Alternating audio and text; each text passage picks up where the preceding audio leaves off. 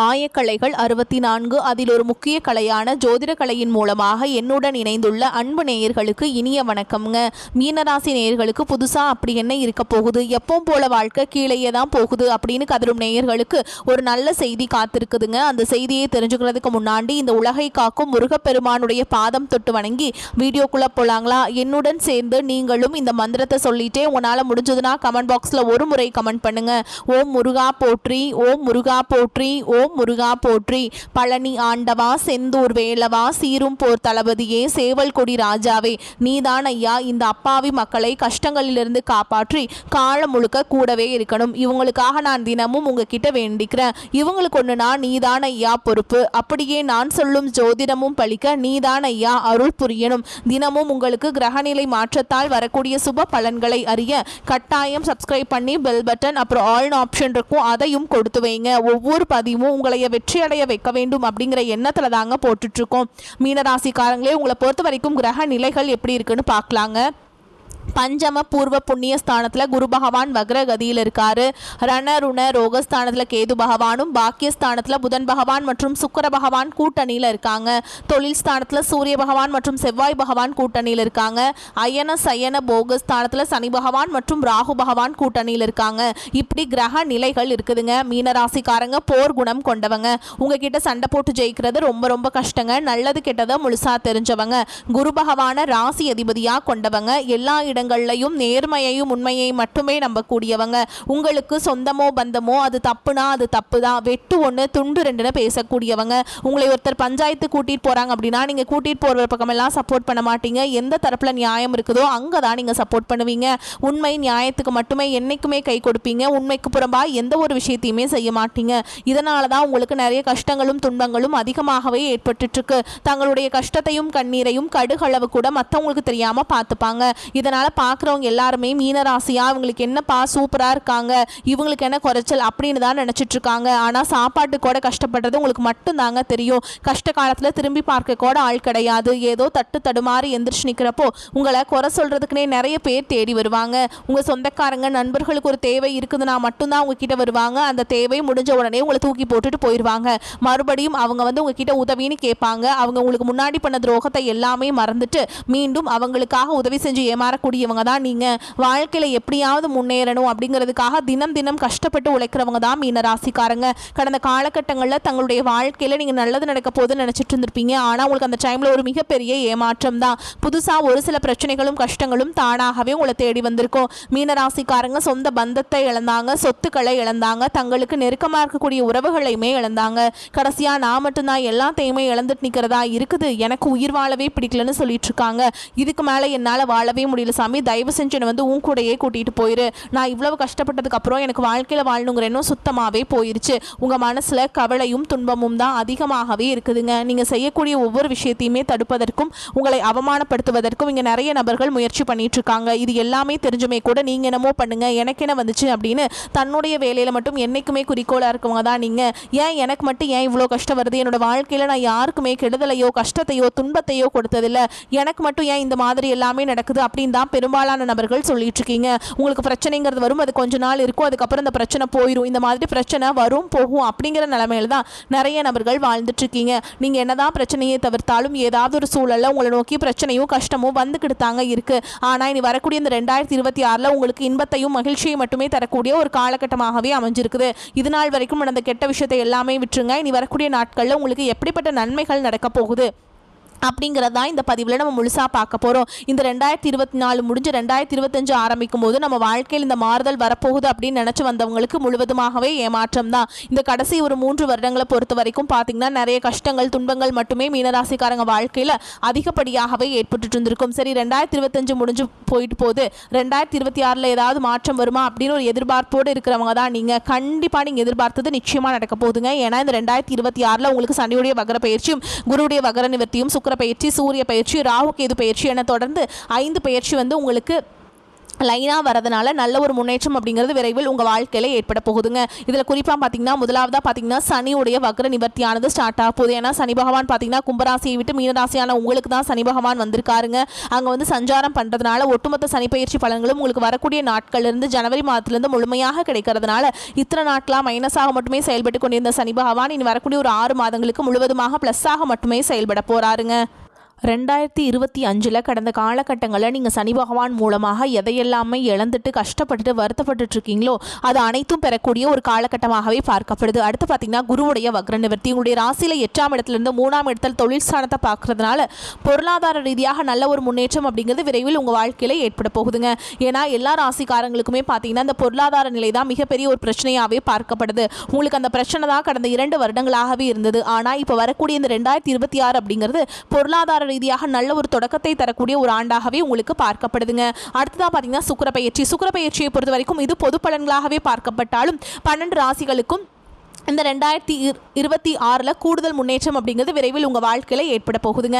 அடுத்ததாக பார்த்தீங்கன்னா ராகு கேது பயிற்சி. ஐயோ ராகு கேது பயிற்சி அப்படின்னு சொன்னாலே மக்கள் வந்து பயப்படுவாங்க. அந்த அளவுக்கு ராகு கேது பயிற்சி நினச்சி எல்லாமே வந்து நெகட்டிவ் தாட்டில் தான் நிறைய பேர் நினச்சிட்டு இருக்கீங்க. ஆனால் இதில் கேது பகவானை பொறுத்த வரைக்கும் பார்த்தீங்கன்னா உங்களுக்கு உடல் சார்ந்த பிரச்சனைகள் ரொம்ப நாட்டில் ஹாஸ்பிட்டலில் போய் சரியாகாத நோய்கள் எல்லாமே இந்த வரக்கூடிய இந்த 2026 இந்த ராகு கேது பயிற்சி மூலமாக முழுவதுமாகவே இந்த நோயெல்லாம் இருந்து விடுபட போகிறீங்க. அந்த அளவுக்கு இந்த 2026 அற்புதமான பயிற்சி பலன் எல்லாமே உங்கள் வாழ்க்கையில் நடக்க போகுதுங்க.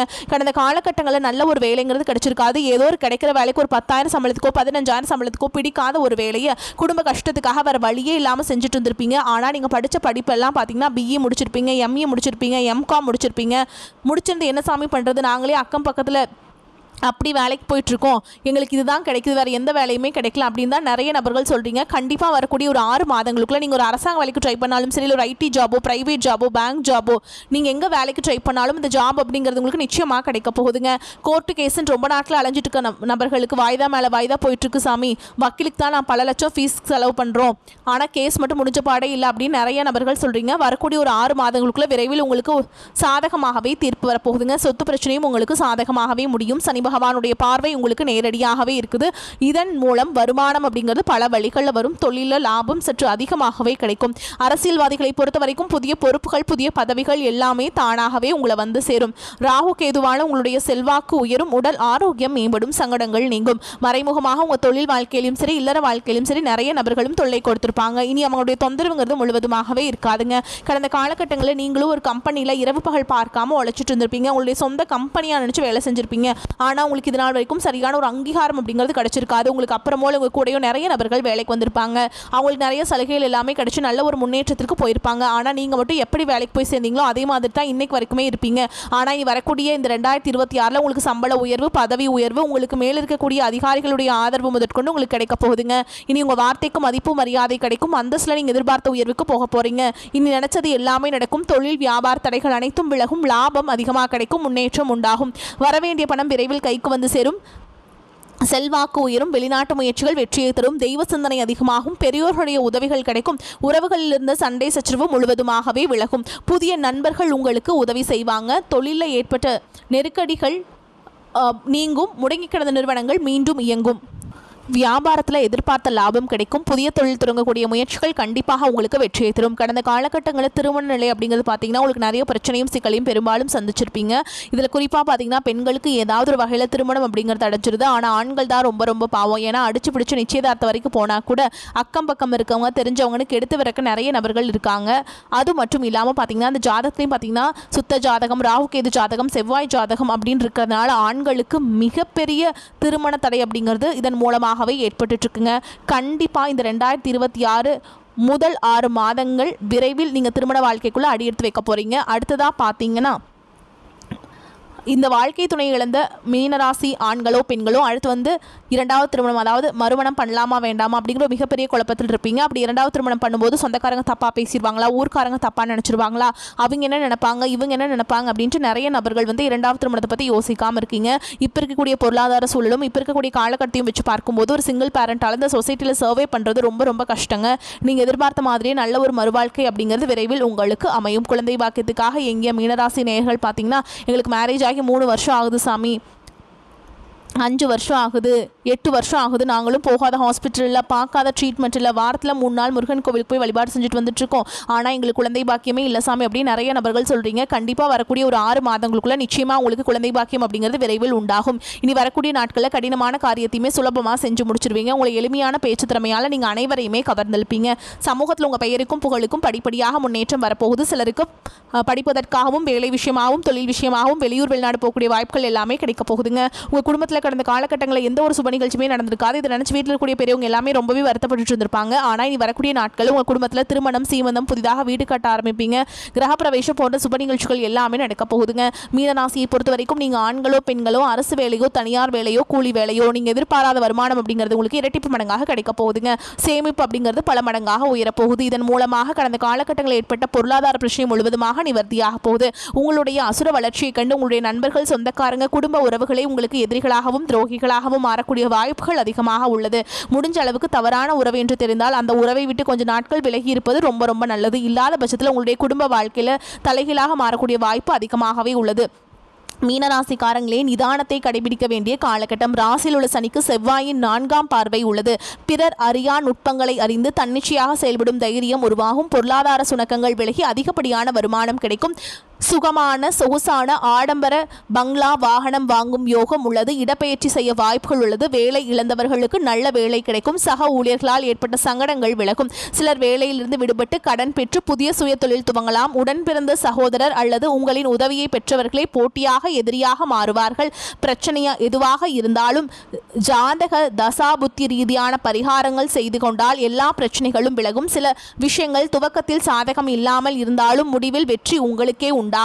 முரட்டு தைரியத்தை கைவிட்டு விவேகத்துடன் செயல்பட்டால் நல்ல முன்னேற்றம் உண்டாகும்.